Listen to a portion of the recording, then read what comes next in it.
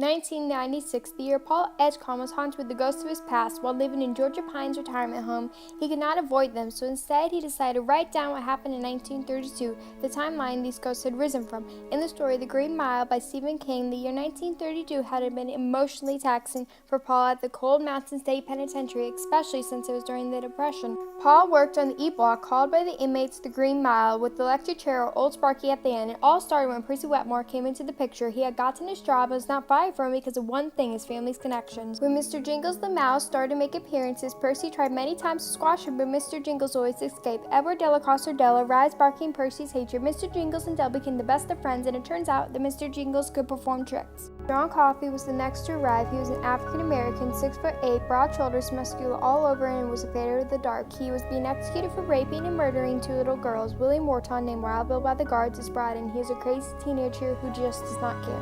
The day that Dell was going to be taken to Old Sparky was the day that Percy pounced and squashed Mr. Jingles. In a plot twist, John heals the mouse from the brink of death in front of everyone except Percy. John had sucked out all the darkness, better yet injustice of the world in that mouse, and then coughed it up in the form of black maggots. Percy sabotaged Dell's execution. He did not wet the sponge that conducted electricity, which had made Dell suffer and burned him alive. John is taken to the warden's wife to heal her from a brain tumor. John heals her, but this time he does not cough off the injustice, he holds it in. When they arrive back at the Green Mile, John forces all of the maggots into Percy. The injustice makes Percy brain dead after it composes him to kill Wild Bill. Even though John Coffey is innocent, he still walks down the Green Mile all the way up to Old Sparky. When Paul tried to put the mask on, John said, "Please don't put me in the dark. Don't make me go into the dark. I's afraid of the dark." So the mask is not put over John's head when Old Sparky is fired up. Paul shares his riding with another resident. She realizes he's 104 years old. He then introduces her to an old friend, Mr. Jingles. In the end, it is shown how Mr. Jingles and Paul had been kept alive by John's healing. He had taken out of them a part of the darkness that kills everyone.